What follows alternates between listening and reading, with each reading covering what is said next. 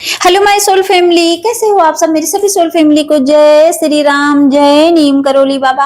आज मैं अपनी सोल फैमिली को बताऊंगी कि जो ट्विन फ्लेम जर्नी है उसमें सबसे पहले तो मैं डिवाइन फेमिनाइन के लिए ही ये वीडियो बना रही हूँ। ये लिख के रख लीजिए, जो डिवाइन फेमिनाइन एनर्जी में है उनके लिए है ये वीडियो खासकर। मेरी वो जो बहनें अपनी एनर्जी को भूल चुकी हैं।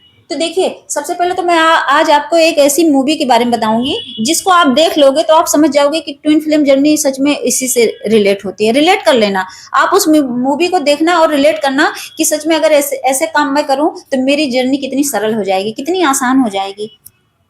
कितनी मेरी बहनें ऐसी हैं कि ट्विन फिल्म जर्नी में हैं और इतना ज्यादा स्टक हो चुकी हैं, इतना ज्यादा बुरी तरह से दुखी बन चुकी हैं, कहती हैं कि मैं सबसे ज्यादा दुखी हूँ, मेरे ऊपर दुनिया का सारा दुख है। सोचिए, उनके अंदर ये सोच, उनके दिमाग में ये बस चुका है। वो एकदम अपने आप को इतना ज्यादा लूप में फंसा चुकी हैं कि उनको लगता है कि वही दुखी है और कोई दुखी नहीं है, वही है सबसे ज्यादा दुखी। तो मेरी उन बहनों के लिए है ये। देखिए, सबसे पहले तो आप जाके सलमान खान की जुड़वा मूवी देखना, देखना और रिलेट करना कि क्या ऐसा मैं करूँ तो सच हो जाएगा। मैं बताती हूँ उस मूवी में क्या है। देखिए, सबसे पहले तो मैं मूवी का मोटिव बताऊंगी, मेन मोटिव क्या है। देखिए, उसका मेन मोटिव ये है कि जैसे आप ट्विन सोल जर्नी में हो, ठीक, आप ट्विन सोल जर्नी में हो तो ट्विन का मतलब क्या है, जुड़वा लो ना।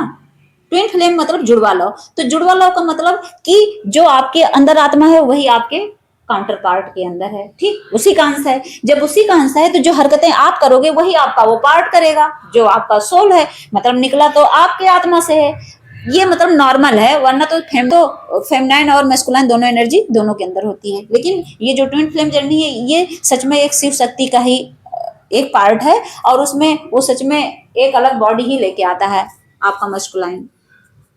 तो क्या होता है कि जैसे मान लीजिए वो जुड़वा है, अब आप ही का जुड़वा है तो जुड़वा बच्चे क्या करते हैं। वैसे रियल में तो बहुत कम ऐसी हरकतें करते हैं, लेकिन वो जो जुड़वा मूवी है सलमान खान की, आप उसको सर्च करके देखना। उसमें वो जो सलमान खान है ना, मैं लास्ट वाला बताऊंगी आपको, उसमें क्या करता है कि एक भाई उसका जेल में हो जाता है, मतलब एक भाई उसका जेल में रहता है। अब जब जेल में रहता है तो उसको क्या करते हैं गुंडे लोग, जो उसका दूसरा भाई होता है, जो सलमान खान का दूसरा पार्ट होता है इसमें, तो उसको गुंडे लोग मारते रहते हैं। अब उसी के सामने वो जेल में बंद है और बाहर गुंडे उसको पीट रहे हैं, दूसरे वाले भाई को। तो क्या करता है उसका दूसरा भाई, मतलब एकदम परेशान रहता है कि मेरे भाई को मार रहे हैं, मैं कैसे बचाऊं इसे, जो जेल में बंद रहता है।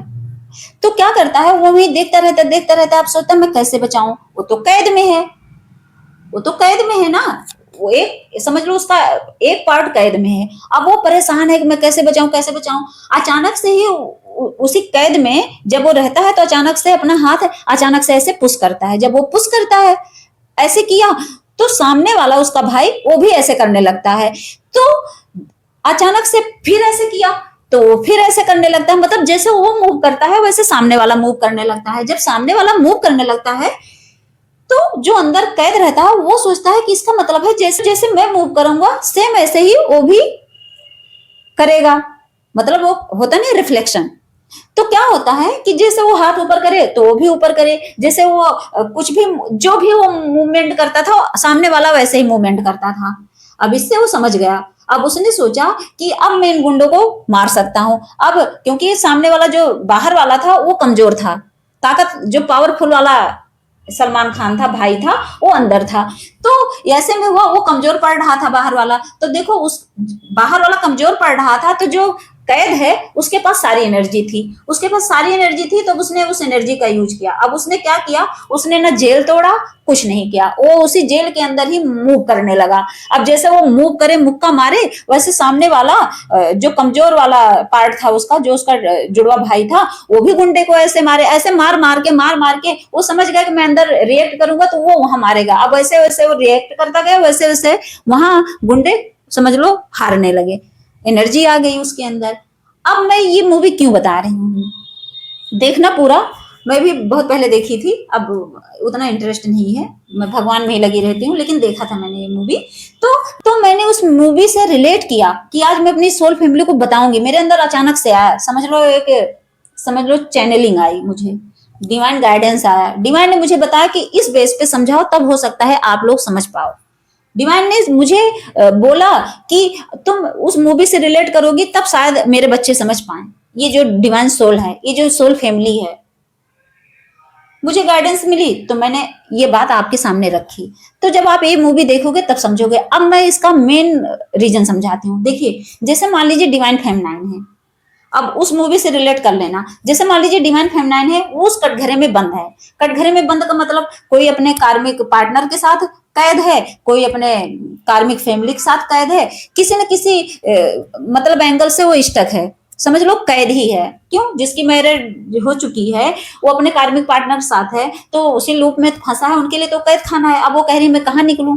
तो ऐसे में निकलना नहीं है, आपको वहां से बिल्कुल नहीं भागना है, उसी में कैद होके दिमाग लगाना है। कौन सा दिमाग लगाना? वहां तो उसने मूव किया, यहाँ आपको क्या करना है? यहाँ आपको सरेंडर करना है डिवाइन को, भगवान को सरेंडर करना है। नाम जाप पूजा पाठ भक्ति करनी है। समझ लो वही आपका मूवमेंट है। आप जब भगवान के को सरेंडर करोगे, सेल्फ लव करोगे, अपने आप पे ध्यान देना। वहां वो उस पे ध्यान नहीं दे रहा था, अपने सामने वाले पार्ट पे, अपने उस जुड़वा पे, जुड़वा भाई पे। तो हमें भी अपने जो डिवाइन मेस्कुलाइन है उस पर ध्यान नहीं देना है। हम उसके पीछे भागेंगे तो हम नहीं बचा पाएंगे उसको, और खुद भी उसी लूप में फंसे रहेंगे। उसमें क्या किया, जब उसने गुंडे को मार दिया था तब उसने फिर वो लॉक खोल के फिर उसको निकाल दिया था वहां से, तब वहां से वो बच गया था। तो इसमें फायदा क्या हुआ? वो अंदर अंदर अपना काम किया, गुंडे भी चले गए और दोनों अपना मुक्त हो गए उस मुसीबत से।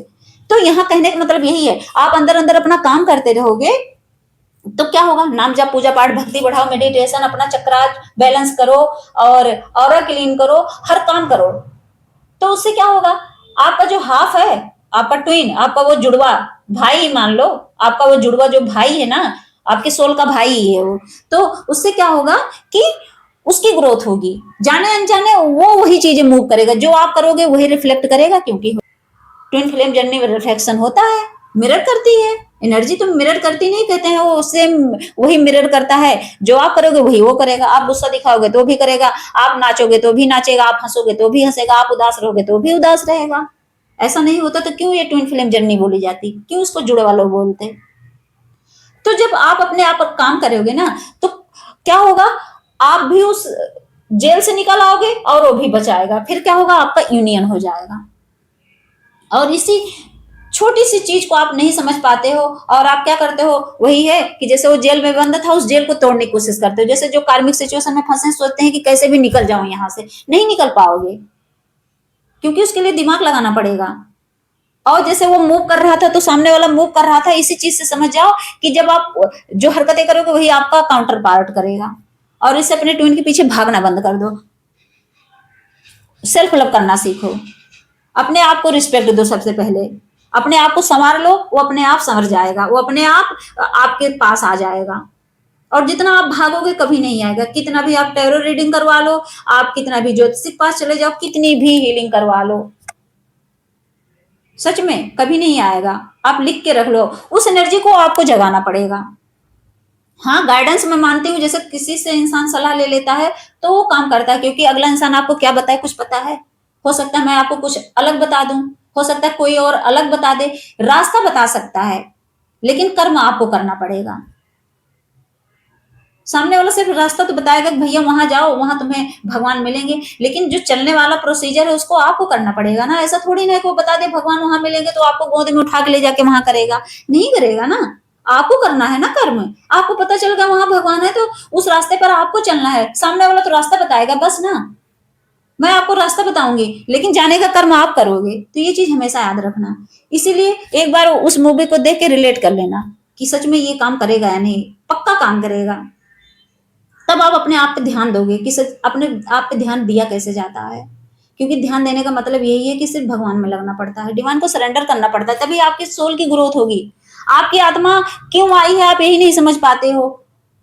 समझ पाते हो कि क्यों आई इस धरती पर आपकी आत्मा? नहीं समझ पाते हो। आपकी आत्मा सोल पर्पस करने आती है। सबसे पहले अपना सोल पर्पस पकड़ो कि हाँ मेरा सोल पर्पस क्या हो सकता है। कहीं ना कहीं डिवाइन कहीं ना कहीं एक क्लिक जरूर करेंगे आपके दिमाग में। जैसे होता है ना टक से एक बेल बजती है अचानक से, वैसे ही आपके दिमाग की घंटी बजेगी बजेगी, आपको डिवाइन जगाएंगे घंटी बजा के। इसीलिए तो थर्ड आई अवेकन करा जाता है कि इंसान कहता है एक्टिवेट करो थर्ड आई। उससे क्या होता है पता है? आपका जब थर्ड आई एक्टिवेट होता है तो उससे आपको इंट्यूशन पावर मिलती है। इंट्यूशन पावर आपकी इतनी स्ट्रांग हो जाएगी कि आप हर चीज को मतलब चैनलिंग करोगे, आपको डिवाइन गाइडेंस देंगे और आप डिवाइन से बात करना शुरू कर देते हो, इतनी पावर होती है। लेकिन आप सोए रहोगे तो सोए रहोगे, जिंदगी भर सोते रहो, एक दिन दुनिया से चले जाओगे, कुछ नहीं हो पाएगा। तो इस चीज को हमेशा याद रखना कि आपको जहां भी हो, जैसे लग रहा है कि ये कैद है, उसी कैद में रह के अपना काम करना शुरू करना है और नाम जप पूजा पाठ भक्ति बढ़ानी है और डिवाइन को सरेंडर कर देना है कि प्रभु अब जो हो आप हो, मेरा ट्विन मिले या ना मिले, मेरा हाफ सोल मिले या ना मिले, अब आप मिल जाओ बस। जिस दिन आप ये कहना सीख गए ना, उस दिन देखो आपका सोल अपने आप आपके पास आएगा। बस इतना ही करना है और इस चीज का ध्यान देना। और एक बार उस मूवी का लास्ट सीन देखना, अपने आप समझ आ जाएगा। जय श्री राम, जय नीम करोली बाबा।